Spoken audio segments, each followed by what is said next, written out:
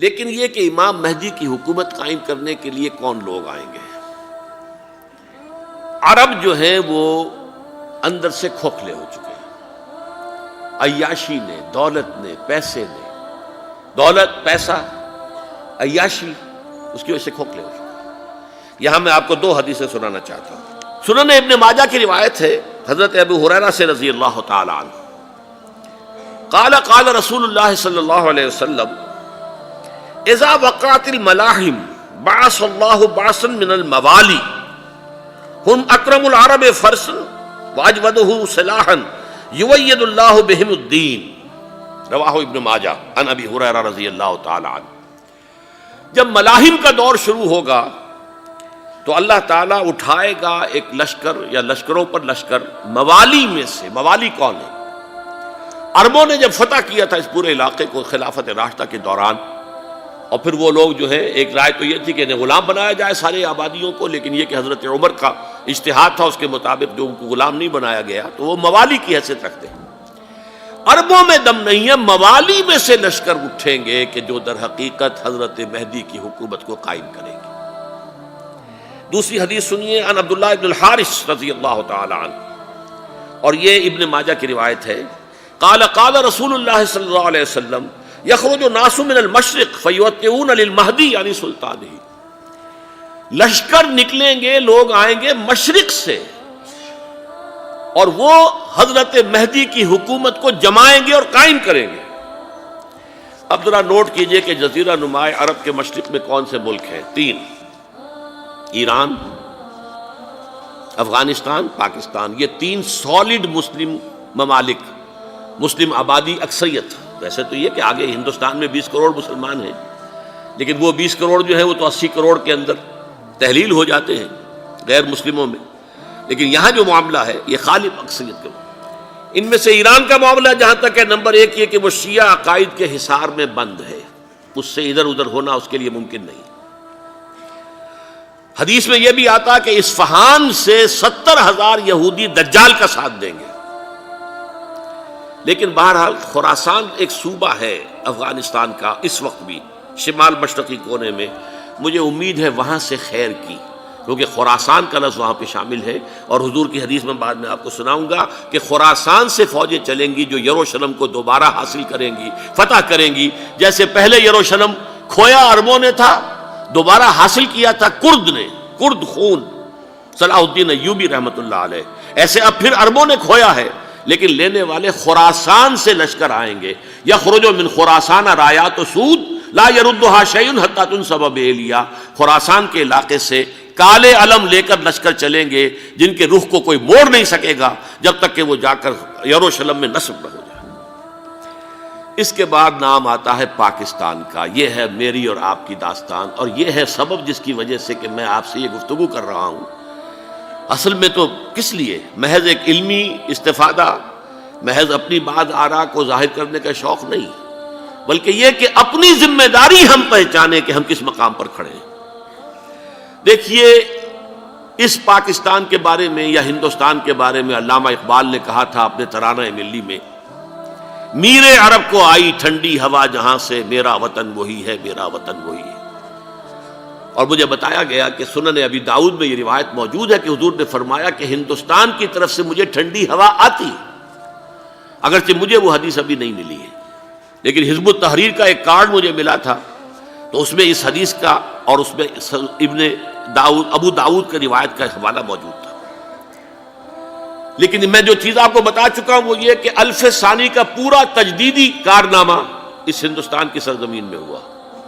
مجدد الف ثانی شیخ احمد سرندی، شاہ ولی اللہ دہلوی، سید احمد بریلوی، وہ تو ہمارے پاکستان میں آ کر جو ہے ان کا خون جذب ہوا ارض پاکستان میں۔ پھر شیخ الہند مولانا محمود حسن۔ تحریک خلافت چلی تو صرف ہندوستان میں چلی اور کہیں نہیں چلی۔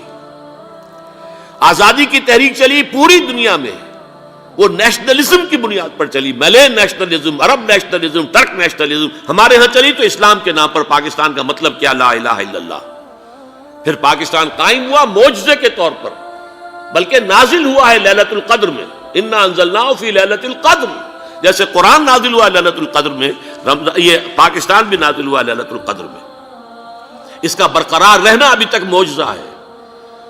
ہندو یہ سمجھتا تھا، کانگریس سمجھتی تھی کہ جھٹپٹ ختم ہو جائے گا۔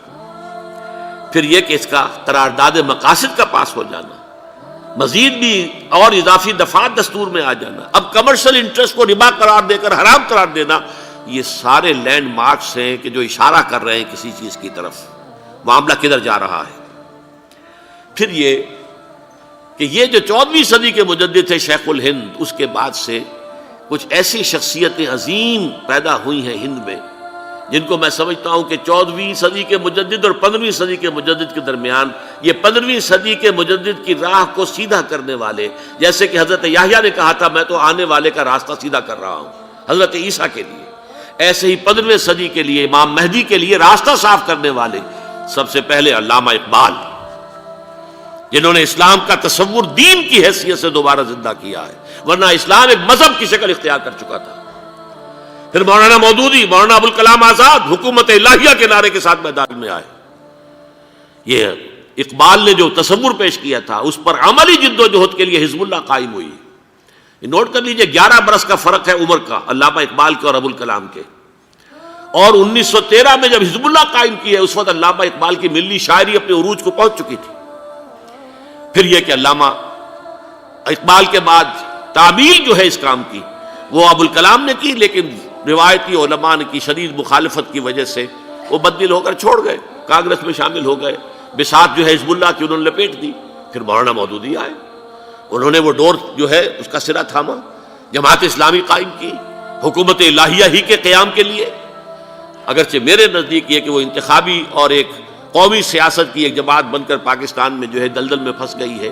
اب ہم اس کی کوشش کر رہے ہیں، تنظیم اسلامی اور یہ تحریک خلافت جس کے تحت یہ جلسہ ہو رہا ہے، یہ ساری چیزیں وہ ہیں کہ آپ کو سوائے پاکستان کے اور کہیں نہیں ملیں گی پوری دنیا میں۔ معلوم ہوتا ہے کہ پاکستان کو بہت بڑا رول پلے کرنا ہے اس میں، اور اس کے ساتھ اب جمع کر لیجئے افغانستان کی عمارت افغانستان، اسلامی عمارت افغانستان قائم ہو چکی ہے۔ یہ پچھلے 20 سالوں میں جو کچھ وہاں ہوتا رہا ہے اس سے پہلے تصور نہیں ہو سکتا تھا۔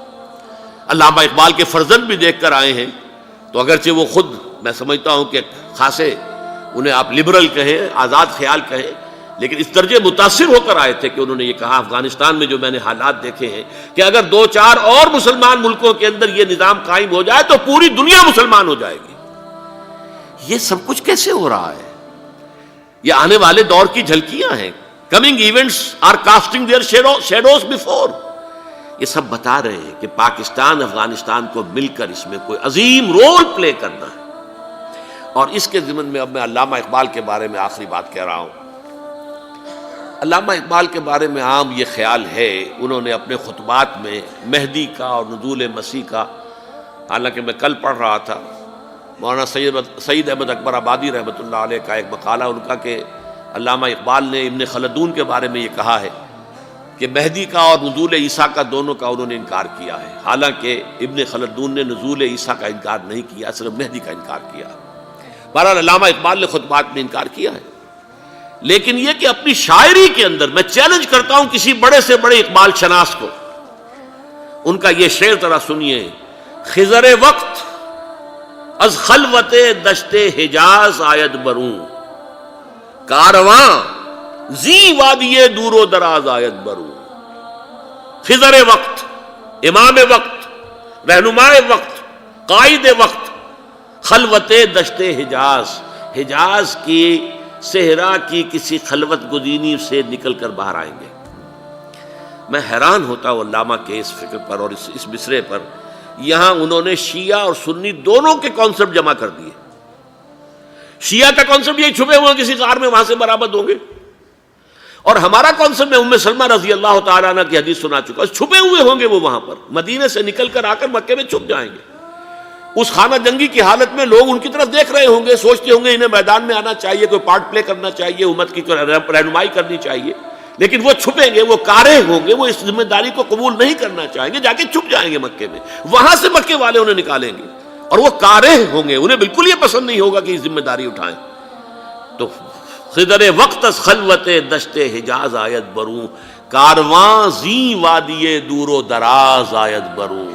کارواں جو چلے گا ان کی مدد کے لیے اس وادی دور و دراز، اس زی عظیم وادی دور و دراز، یہ وادی سندھ ہے۔ وادی سندھ جو ہے ہم سمجھتے ہیں کہ صرف یہ پاکستان اور پنجاب جو ہے یہ اس میں شامل ہے، سندھ اور پنجاب نہیں، افغانستان کا پورا مشرقی علاقہ اس میں شامل ہے۔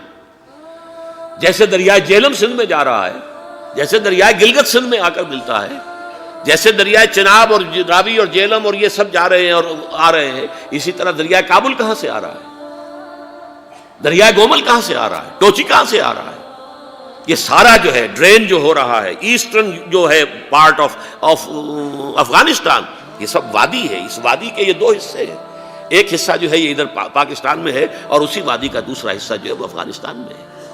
کارواں زی وادی دور و دراز آیت برو، کارواں چلے گا یہاں سے، یخرج ناس من المشرق یؤتون للمہدی، یعنی سلطان ہی مشرق سے فوجیں چلیں گی کہ جو مہدی کی حکومت قائم کریں گی، اور یخرج من خراسان رایات و سود، اور خراسان سے سیاہ پرچم چلیں گے کہ جن کا رخ کوئی موڑ نہیں سکے گا، حتیٰ تنصب بیلیا، یہاں تک کہ وہ جا کر یروشلم کے اندر نصب ہو جائیں گے۔ حضرات، میں ایک میری گفتگو کا حصہ باقی تھا لیکن میں اسے چھوڑ رہا ہوں، اس لیے کہ گلوبلائزیشن جو اس کی ہوگی، جو خلافت علی منہاج النبوہ کی تجدید کامل حضرت مہدی کے ہاتھوں عرب میں ہوگی، اس سے پہلے اس کے لیے محنت، کوشش، جد و جہد پاکستان اور افغانستان میں ہو چکی ہوگی جو اسے سپورٹ کرے گی اور وہاں جا کر حکومت قائم کرے گی۔